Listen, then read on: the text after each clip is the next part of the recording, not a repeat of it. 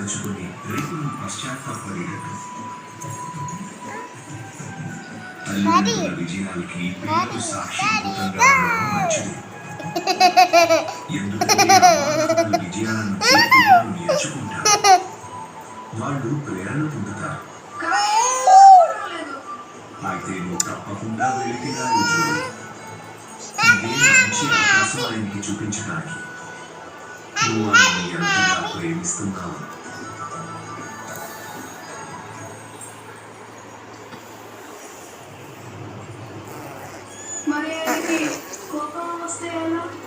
అది ఆయన తప్పవుతుంది.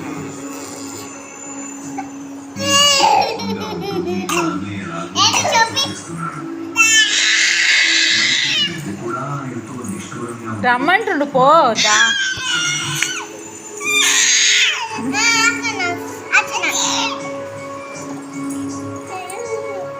తప్పుకి జవాబు మరో తప్పుతో కాదు బాబు, తప్పుని సరిచేసుకుని ఇవ్వాల్సి ఉంటుంది.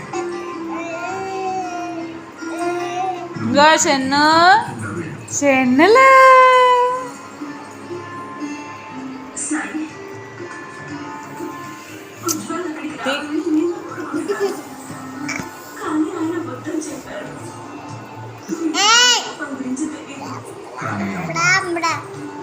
కోపానికి భయపడి మనం మంచి పనులు చేయటం మానుకోలేవుగా.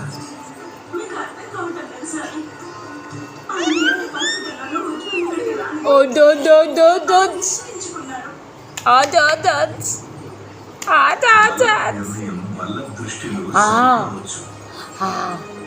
ఏదైతే రామయ్య చిత్తమో అదే జరుగుతుంది. ఒరే వెనకకు పోతావు ఎందుకురా? నా చెయ్యి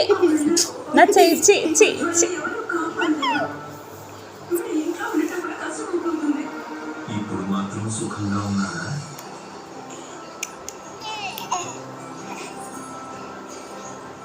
పిలుస్తుండు. పరిస్థితులను మార్చడం కోసం యథాస్థితిలో